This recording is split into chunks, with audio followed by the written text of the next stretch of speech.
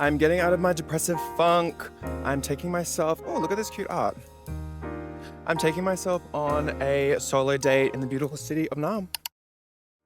Hey guys, it's LA. Welcome back to my channel. Welcome to a new video. Today I'm going to take myself on a nice little date around Melbourne. I'm gonna go get a nice coffee and a scrum. I wanna go check out the Ancient Rome exhibition at Melbourne Museum, and I might have a little peruse around Fitzroy, find a cute lunch spot, maybe do a bit of shopping. Why am I doing this? Girl, I've been kind of sad. I've been down in the dumps, depresso vibes. No, it's mental illness because my life is awesome at the moment. So yeah, anyway, I need to give myself some tender loving care, give myself some time to reset. I'm gonna bring you guys with me. Look how freaking nice this day is. 19 in Melbourne in August. Wouldn't you bloody know it? All right, first thing on the agenda is getting a coffee. I'm gonna go to Good Measure, which is on Lygot in Carlton, and I'm going to get their Mont Blanc coffee. I don't know if they are the originators of this kind of coffee, but they're the first place that I ever had them. And it's freaking delicious. And even though it's expensive, actually it's not expensive. I have a neutral relationship with money. It is the price that it is, and I'm gonna pay it because I'm lucky enough to have it. Hot, cold, it's the tea. I might also get a little scrum, a little scramble bum. I'm thinking like a cookie, something sweet for sure, which is not the best way to start your day, but it's gonna be the way I'm starting my day because it's my day.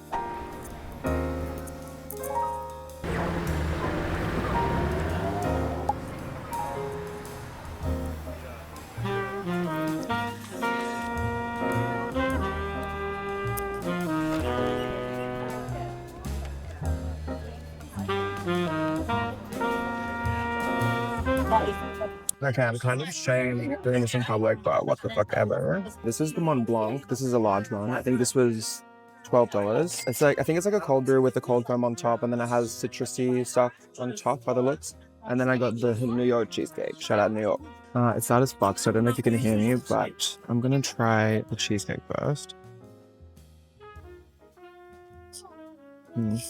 That's rich as fuck.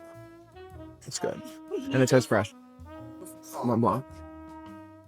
Cheers. Oh. Let's have a bite. Yeah. I always moan and make the sound after I eat shit. That is so young. You can really taste the citrusy stuff on top.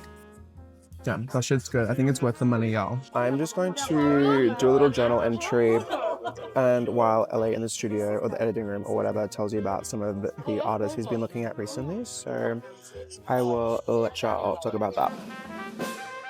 First up is Ramesh Mario Nityendran. Ramesh is a contemporary Aussie artist best known for his inventive and unorthodox approach to ceramics, and also he works with a lot of different sculptural materials like bronze, concrete, neon, LED, fiberglass. He works with heaps of different stuff. Ramesh was born in Sri Lanka, and South Asian forms and imagery are a massive inspiration for his work. His figurative work has a certain spirituality and religiosity to it for me, and some of his smaller stuff very much remind me of religious idols. I really want to try some colorful glaze combos for my dino sculpture thing, and I think something like his style would look really awesome on it. All right, next up is Ben Maisie, the self-proclaimed middle-aged aspiring sculptor, but he's doing pretty well for himself. He's originally from New Zealand, but I believe he works out of Melbourne now. His work is super chic and I think reserved in some ways, especially when you compare it to someone like Ramesh, but it's still super fun, and I love the way he works with the materiality of the clay, especially with his flag works, which I think show this quality of the best. Of these, my favorite is the layered blue flag carpet and also white flag breath, both from 2025. But I also love this kind of pop arty style that he does with his functional sculptures, especially the black line stacked lamp from 2023. Fab. All right, we're taking it back a bit now and out of Australia. Jacques Blin was a prominent French ceramicist working in the mid to late 20th century. His distinct aesthetic is reminiscent of cave paintings and often includes abstract illustrations of animals, crops, trees, and there's this mythic, like ancient vibe I get from his work, which I really love. He also has an interesting story. He was actually an engineer until his early 30s, and then he became a full-time ceramicist, which is awesome. Kind of reminds me of me. He also developed a new decoration technique where he etched into the clay before firing to later color with glazes and oxides, which is what you can see in these images here. And his design style inspired something I made recently. I'll try to remember to show you guys when it's done. All right, back to me in real time. I'm sure I've stuffed my face long enough with this cheesecake, and I'm probably ready to start yapping again. But thank you to my man for this idea. It was really fun. Okay, I hope that you guys enjoyed that little moment to talk about some artists that I've been enjoying. I'm just going to finish up my coffee and my cake, and then I'm going to head over to the museum, get me a ticket for the Ancient Rome exhibition, and we'll see what it's giving. I hope you're enjoying this time so far. If you are, please like the video, comment, and you can subscribe. Love y'all. Not wanted.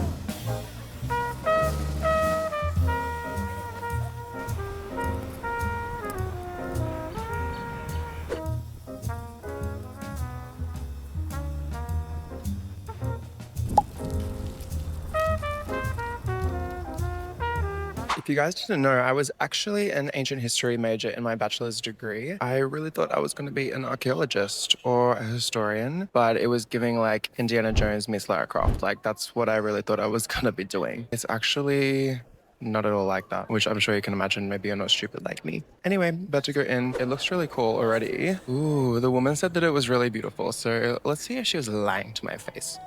Why he kinda... Guys, this is Nero, and he kinda was a bit of a hated emperor. The reason his bust is smashed up like this is because of a tradition called Damnatio Memoriae, where images of unpopular emperors get destroyed, basically, and try to obliviate them from history. Obliviate? Is that a made-up word from Harry Potter?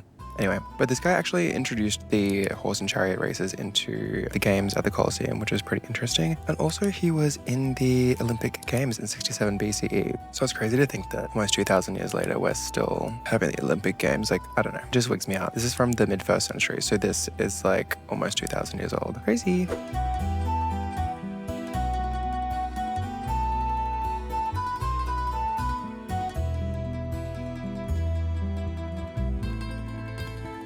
Guys, fun fact, but at the height of Rome's power, they had an estimated population of 1 to 1.2 million people. And at the time in the Western world, this was the biggest city. And it was also the first city to ever cross the 1 million person threshold. No city matched that population again until over 1,500 years later, when the city of London in the early 19th century surpassed that 1.2 million, which is pretty cray-cray. It just shows you like the scale of it all.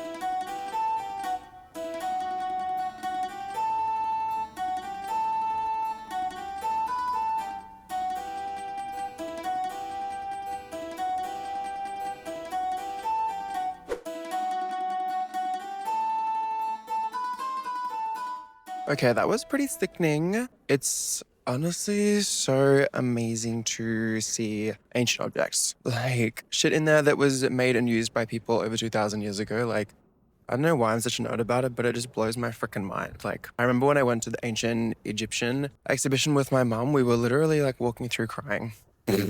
So funny. But anyway, it was seriously fab. It only took like an hour and I stopped and looked at every freaking thing. And the cost of the ticket, you also get to just go into the museum as well. But I really wanted to try and get to Alimentari Delicatessen before it closes, and it's 3:30 now and it closes at 4. So I'm gonna pump it, and if I don't get there in time, then you'll just find me somewhere else cute because I'm hungry all over again. Literally all I've eaten today is that cheesecake, so that's not good. So we're gonna go find some real food, and I'll check in with y'all in a bit.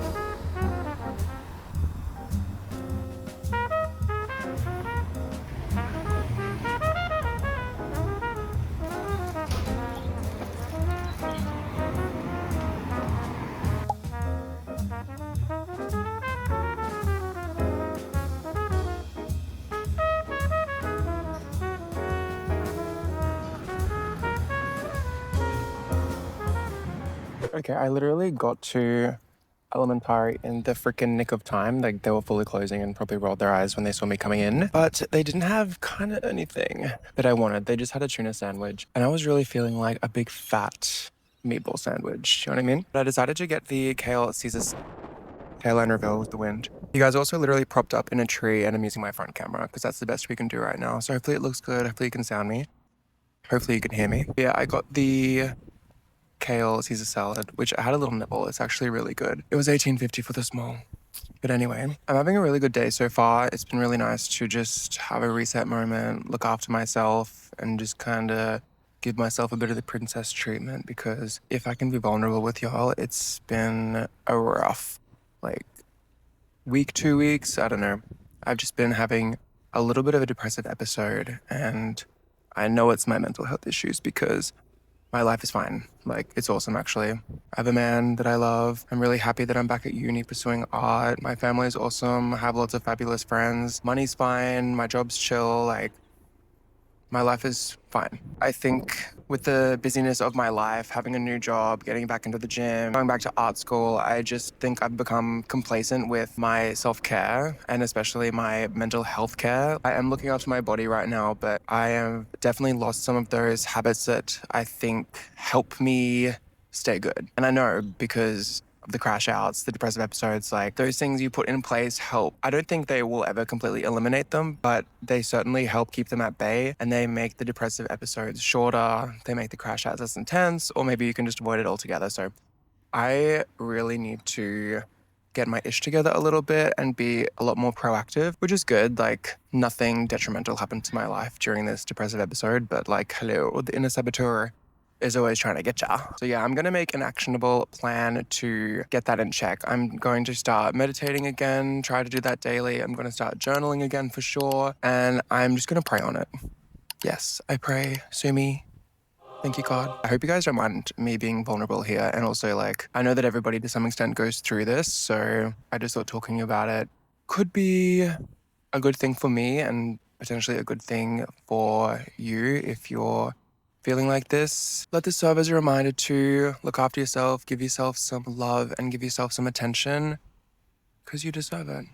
Anyway, I'm going to eat my Caesar salad and then, I don't know. I've come back to Carlton Gardens because I just wanted to sit somewhere nice, and Alimentari deli was literally closed up. So I might go into the city. I want to go into Priceline and get a couple of things. So if you see me there, then you see me there.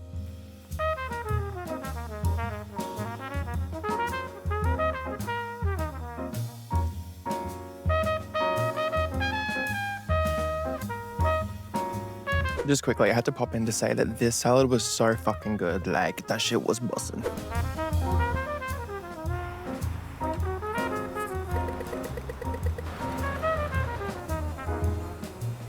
Okay, I made it to Priceline and I have a specific product I'm looking for. I'm looking for the Boring Without You hydrating serum. Friend Remy actually works for Boring Without You, and she gifted me this bottle, and I'm repurchasing because it's really good. I do know that it's here because I looked it up online, which is where I also found out that it is $44 freaking dollars, but I'm treating myself today, and also it's worth it. And also, I really need the hydration because I don't know if any of you guys are on your tretinoin journey like me, but I'm experiencing some skin dryness, especially around my nose, and my skin is purging like shit. I'm getting a lot of breakouts up here, random, and also around my mouth, which is so annoying. And I need that hydration, so yeah. But where is it? I don't freaking know. Okay, sister who works here was helping me because I was just wandering around like a fool. But this is it here. And it doesn't use hyaluronic acid, it uses glycerin instead, which allegedly is better. And how cute is the packaging? Anyway, that's all I need, but I'm gonna keep having a little look around because who knows, I might want to buy myself something else.